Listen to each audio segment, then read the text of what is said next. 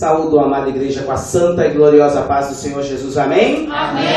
Glórias a Deus. É motivo de alegria estar aqui na casa do Senhor, primeiramente porque louvar a Deus é muito bom. É muito felicitante receber o convite para poder trazer a mensagem aqui, porque nós sabemos que essa obra não é uma obra comum, uma obra onde vidas estão sendo impactadas, onde vidas estão escutando sobre um Deus que muda, transforma, restaura, um Deus vivo. Porque muitas vezes a gente passa a vida toda ouvindo falar de um Deus pregado numa madeira, de um Deus que é de barro, que é de gesso, que é disso, mas aqui se fala de um Deus sobrenatural. Então glórias a Deus por isso, para falar do verdadeiro Deus, o único que é digno de toda adoração.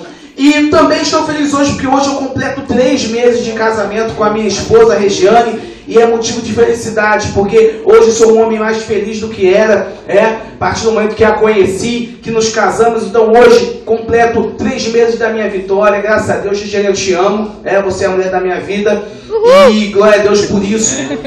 Vamos lá, irmãos, vamos abrir nossas Bíblias no livro de Juízes, no capítulo 2. Livro de Juízes, capítulo 2, no versículo 8. Quem tiver com a Bíblia, vamos lá. Juízes, capítulo 2, versículo 8. Amém? Então, que todos possam acompanhar aí. Quem tiver a Bíblia, ficar do lado de uma pessoa que tem.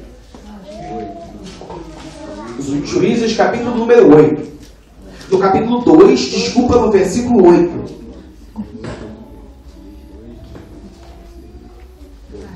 Amém? Vamos lá, então vamos à leitura. Livro de Juízes, capítulo 2, versículo 8, diz assim. Quem não está com a Bíblia vai ouvindo com total atenção, porque Deus vai falar. Diz assim: faleceu Josué, filho de Num, servo do Senhor, com idade de 110 anos. Sepultaram-no no limite da sua herança, em Timnat-Heres, na região montanhosa de Efraim, ao norte do monte Gaás.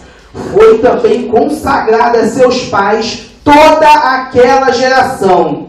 E outra geração após estes se levantou, que não conhecia o Senhor, nem tampouco as obras que fizera a Israel. Vamos repetir o final aqui, no versículo 10. Foi também consagrada a seus pais toda aquela geração. E agora, preste atenção. E outra geração após eles se levantou, que não conheciam o Senhor, nem tampouco as obras que fizera a Israel. Irmãos, podem tomar assento, por favor? A mensagem que eu trago hoje é: o remédio para uma geração que não conhece o Senhor é a palavra de Deus. Bom, irmãos, estamos aqui, lemos um pequeno trecho da palavra do Senhor, onde diz que morreu Josué, esse grande homem de Deus. Vamos recapitular um pouquinho. Josué, ele era servo de Moisés, Moisés tinha uma grande incumbência. Moisés foi incumbido do Senhor de libertar o povo de Israel do Egito e levar até a terra prometida. Moisés fez muito, mas não conseguiu levar a terra prometida, ele levou até a porta. Mas quem entrou na terra prometida foi o servo dele, Josué, ao qual é mencionado na leitura. E esse servo de Deus, Josué, venceu muitas batalhas, entrou na terra prometida, enfim, a promessa de Deus foi cumprida. E ele foi e descansou, porque os dias dele já eram avançados, 110 anos, morreu. Porém, quando morre esse homem, passa-se mais uma geração que acompanhou tudo que Josué fez, mas depois dessa vem a outra geração. Mas aí é uma geração que não conhecia o Senhor e nem sabia das obras que o Senhor tinha feito.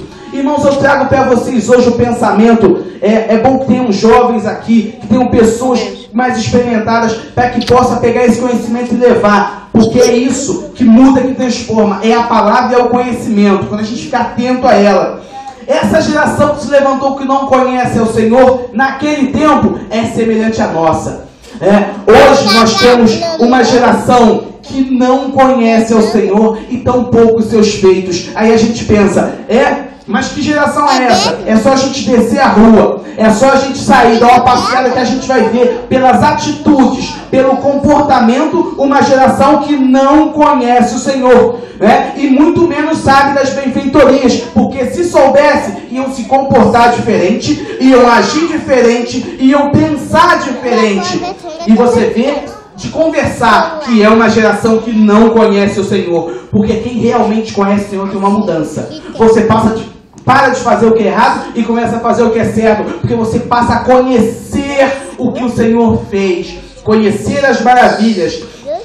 E a palavra de Deus aqui nesse tempo diz, no tempo da Bíblia, diz que essa geração não conheceu o Senhor e estava na terra da bênção, a terra prometida. Porém, não adianta ter a bênção se você não tem o abençoador. Por isso, não corra atrás do Senhor somente pelo que Ele pode dar. Porque às vezes Ele te dá e você esquece. E aí você não tem sabedoria e maturidade suficiente para poder segurar. Queira o Senhor Deus, porque mesmo sem bênção, Ele consegue te manter, te suster em pé e suportar todas as situações. Porque o servo de Deus, ele não pode se guiar por bênção, não pode se guiar por benfeitoria, porque aí ele se torna um interesseiro. Ele vai porque vai abençoar, ele vai porque ele vai ganhar. E com Deus não é assim. Com Deus a gente já ganha. E só por Ele ter nos aceitado. Porque a palavra de Deus diz assim, que não somos nós que escolhemos a Ele, mas Ele escolheu a nós outros, né? Então assim, Ele nos escolheu, então essa já é a nossa bênção, a nossa vitória. Porque sabemos, como foi dito aqui, se Deus está conosco no barco, ou seja, na nossa vida, não vai naufragar. Vai dar tudo certo no final. Aguenta, fecha os olhos, respira, que Ele vai seguir. E essa geração que não seguiu o Senhor, estava na terra prometida, começou a fazer o que bem lhe parecia. Hoje a gente vê assim as pessoas, tanto jovens, crianças, como homens, adultos experimentados, fazem o que querem, a hora que querem, da maneira que querem, são rebeldes. Não conseguem ouvir a voz do Senhor Deus falando que é errado, que é pecado. Ou então, nunca ouviram. Ou seja, nós somos incumbidos disso, de falar, de proclamar o Evangelho do Senhor que salva, que cura do pecado. Porque às vezes a pessoa foi ensinada apenas a pecar. Foi a vida toda assim. Então ela não tem outra parte. Não tem outra opção. Ela só tinha essa opção. Então quando você vem com o Evangelho de Deus, que é uma vida que você não precisa pecar para ser feliz. Você não precisa fazer uma coisa errada para poder distrair a tua cabeça. Não. Você pode viver momentos maravilhosos sem pecar, sem ter a consciência pesada, na presença do Senhor, fazendo o que é bom, fazendo o que é agradável. Isso eu digo não só para quem já tem idade, para jovem também, porque Deus tem plano para o jovem ser feliz na casa dele. Muitas vezes o jovem sai da casa do Senhor para ser feliz lá fora, e aí vai lá, bate com a cara na parede e volta todo arrebentado. Deus perdoa, mas as marcas do mundo ficam. E a pessoa fala, nossa, se eu soubesse eu nunca sairia. Então para você que está pensando em sair da presença do Senhor, está fraco, não saia. Calma, para e pensa, reflete um pouco mais na palavra. Está te faltando palavra, está te faltando momento de oração com Deus. Conversa com Deus. E para você que está buscando algo diferente da sua vida, que está me ouvindo, a palavra de Deus vai te ensinar e vai te dar um bom caminho. O caminho que você deve seguir, o caminho de paz, de bênção, de prosperidade dentro do teu coração. Porque às vezes você não quer uma bênção material não, você só quer uma paz no teu coração, aquela alegria de verdade. Não é a alegria que a cerveja traz, porque você toma um copo agora, daqui a um tempinho passa a alegria. Não, a alegria do Senhor, ela dura. Mesmo nos momentos difíceis, você tem aquela alegria da sua salvação, a alegria de estar na presença do Senhor, que Ele te conforta e te abraça. A bebida às vezes dá uma sensação, porque é uma reação química que tem no seu corpo. Tudo que você vai comer, ela dá uma reação positiva ou negativa. Então a bebida, pelo álcool, vai trazer uma reação positiva por um momento, mas depois vem a depressão, depois a pessoa fica triste, chora, começa a desabafar, falar coisas. Mas o Senhor Deus, Ele tem um momento para você de alegria e de felicidade que não vai acabar. Porque a palavra de Deus diz que quando nós bebermos da água que Ele tem para dar, a gente não vai ter mais sede, não vai precisar mais beber nenhuma bebida alcoólica. Por quê? Porque de nós, a palavra diz que fluirão rios a jorrar para a vida eterna. Ou seja, você vai ser uma fonte de alegria e de felicidade para as pessoas. Então as pessoas vão querer beber dessa água, que é a água do Espírito que vai fluir de você. Então você não vai precisar tomar mais nenhuma bebida, nem a redonda, nem a gelada, nem a essa, nem aquela. Por quê? Porque o Espírito Santo vai saciar toda a sua sede. E essa geração, voltando aqui para a Bíblia, que não conhecia Deus, passou a fazer o quê? Ela não conhecia Deus, então ela não seguiu os caminhos de Deus. E passou a seguir os caminhos das outras nações, das pessoas que estavam em torno. Porque todo mundo queria ser igual a Israel.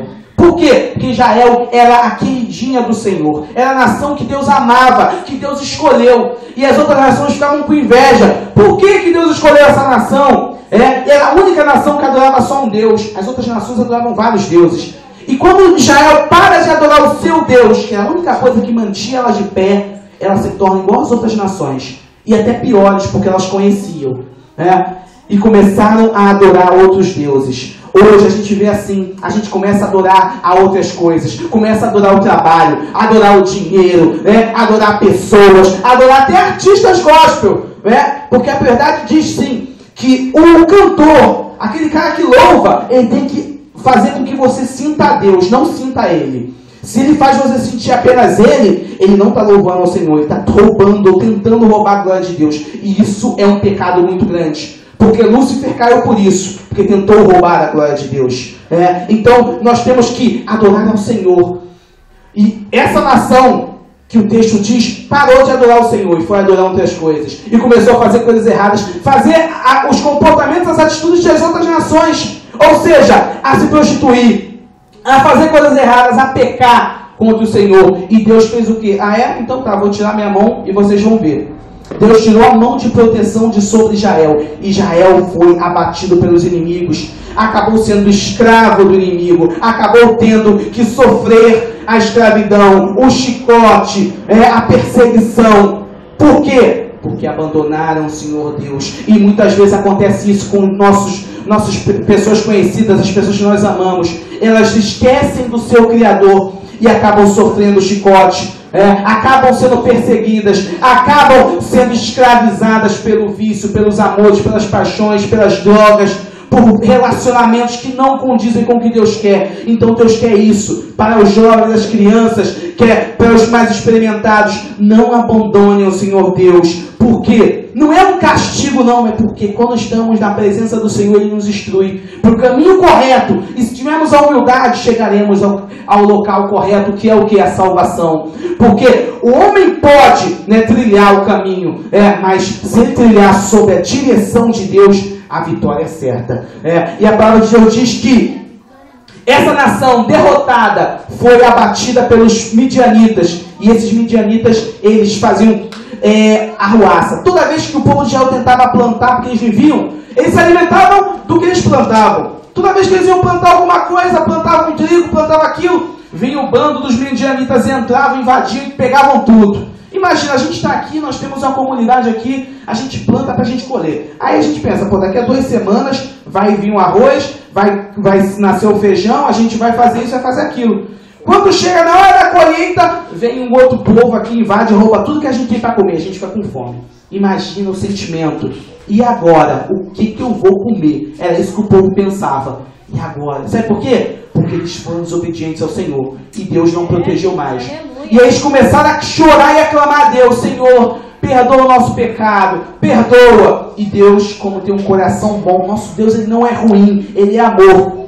Ele vê que a gente errou, e errou, a gente vai ter a punição. Mas se a gente se arrepender do nosso coração, Ele vai lá com todo o amor de Pai e perdoa e traz de volta. Deus fez o quê? Perdoou e fez o seguinte: eu vou mandar um libertador. E quando Deus fala que vai mandar um libertador, Ele não manda um super-herói não, Ele não vai mandar o super-homem, Ele não vai mandar o Homem-Aranha, Ele não vai mandar esses não. Deus vai usar pessoas como eu e você. A palavra de Deus diz que tinha um menino, um jovem, malhando trigo no lagar lá, chamado Gideão. E ele estava, sabe por que ele estava malhando trigo no lagar? Por quê? Ele estava fazendo escondido. O lagar é um lugar escondido para pisar a uva. Mas ele fez o quê? Vou malhar o trigo, tirar a casca do trigo, né, para poder fazer o pão, para poder fazer tudo, escondido. Porque tem um bando que sempre vem aqui, invade e pega tudo que é nosso. Ele começou a fazer escondido. E ele era pequeno, ele era novo. E a palavra de Deus diz que ele estava lá malhando o trigo e é difícil, porque o trigo é duro. Ele tem que ser malhado em outro lugar. Mas para poder fugir dos inimigos, ele estava malhando ali.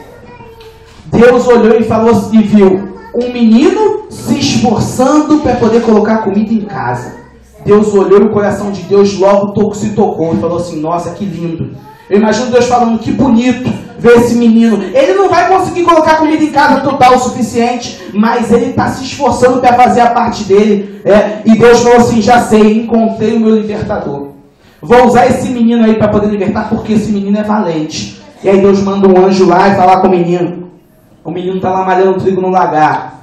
E está lá se machucando, porque a semente do trigo é dura. E está malhando. Daqui a pouco vem um anjo e fala, a paz do Senhor, o Deus é contigo, varão valoroso. O menino ouve aquele elogio e ele podia se sentir, se fosse qualquer um. Eu sou varão valoroso, o anjo que falou.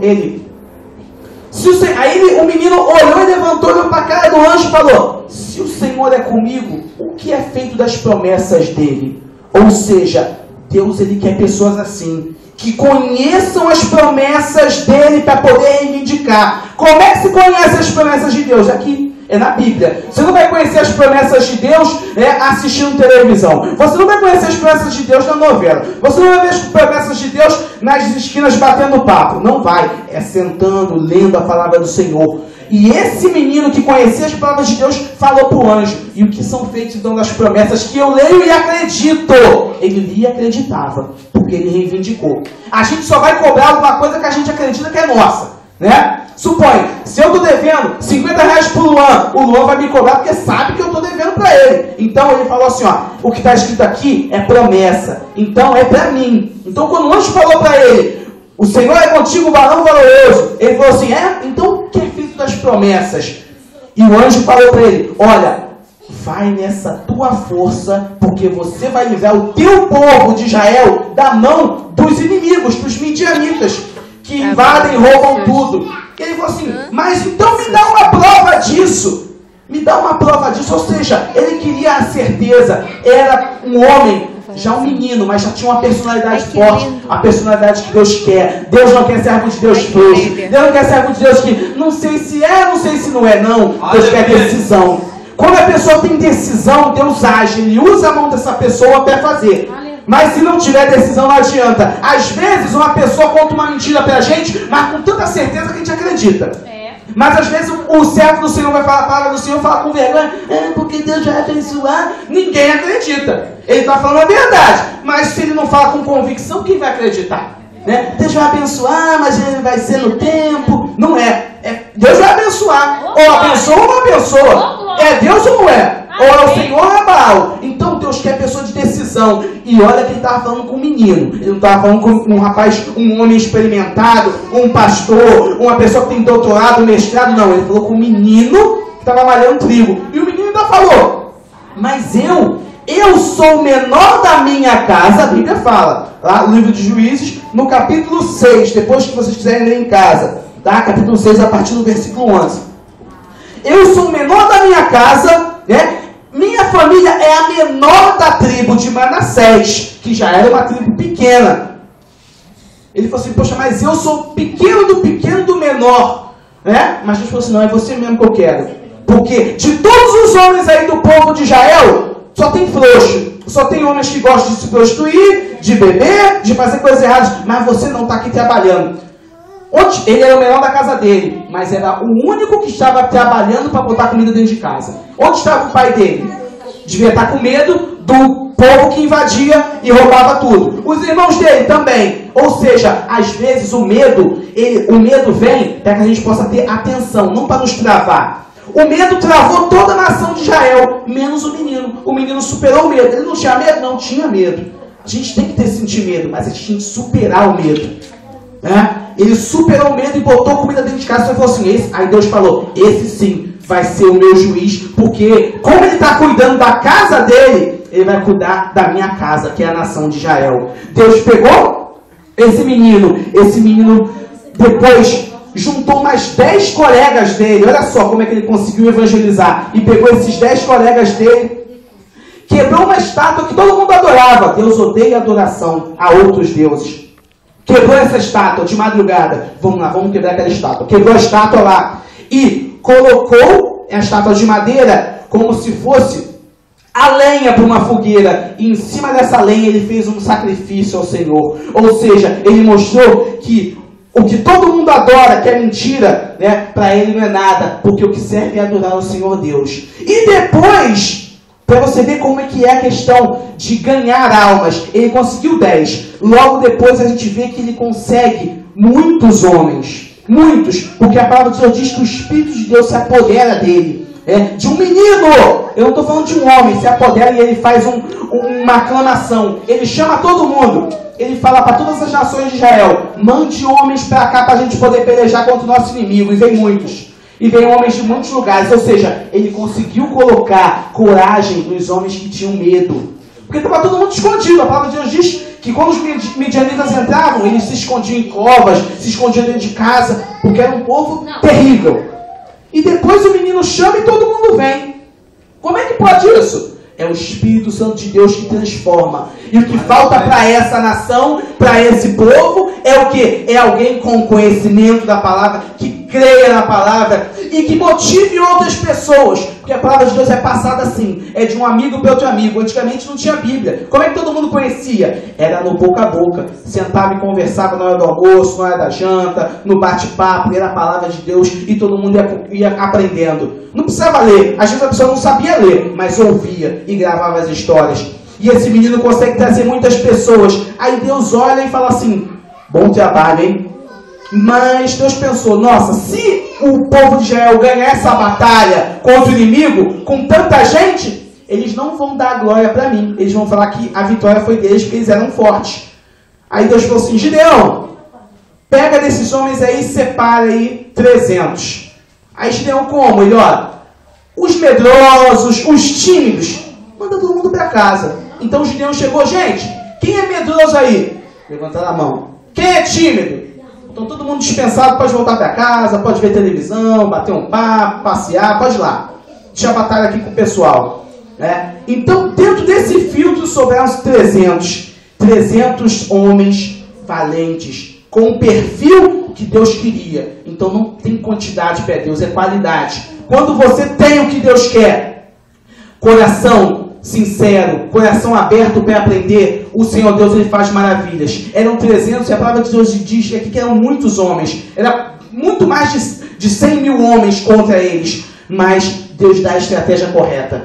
Às vezes você está querendo um trabalho, está querendo a solução de uma doença, está querendo a solução disso. Faz a obra de Deus com o teu coração. Deus vai dar a estratégia, e o que parecia impossível, Deus vai te dar a estratégia, o caminho certinho. E você vai falar assim: nossa, é só isso, Senhor? Poxa, eu pensava que era tão difícil. Deus fala assim: ó, o difícil para mim é mole, porque eu sou Deus do impossível. O difícil para mim é o estilo de letra, Agora, quando você faz a obra do Senhor, Ele te dá os atalhos. O que para uma pessoa duraria 10 anos, para você pode durar 30 dias. Tem pessoas que estão tentando casa própria há muito tempo. E, às vezes, o Senhor Ele concede a um outro servo. Porque é melhor? Não, porque buscou mais. O pai, ele não ama mais um filho do que o outro. Mas ele tem mais apego por aquele que se aproxima mais dele. É você que tem que se aproximar do seu pai. Ele ama você longe ou perto. Agora, a intimidade e aproveitar as bênçãos é para o filho que está mais próximo. Já percebeu? Aquele filho que está sempre viajando, está muito longe, ele acaba não aproveitando às vezes o almoço gostoso. Acaba não aproveitando aquele sorvete, aquele galeto. Por quê? Porque ele está longe. Agora o que está perto está em casa, ele está perto. Então ele vai aproveitar todas as bênçãos. Então é isso, quanto mais você se aproxima do Senhor, seu Deus, mais coisas você vai aproveitar, vai se deliciar. E desses 300 que Deus preparou, hoje, trazendo para hoje, Deus ele quer preparar um exército de pessoas que realmente estão compromissadas, jovens, adultos, mulheres, estão compromissados com a palavra, que querem ver o Evangelho crescer, para que ele possa fazer com que essa nação possa conhecer ao Senhor. E as pessoas que nunca ouviram falar possam ter uma direção de vida. Porque eu não conhecia o Senhor. Até os meus 18 anos não conhecia. Quando falaram para mim, é aquela coisa. Uma coisa é você falar, Jesus na cruz, todo mundo sabe. Agora, quando você ouve a mensagem da cruz, quando Deus fala no teu coração, você sente algo diferente.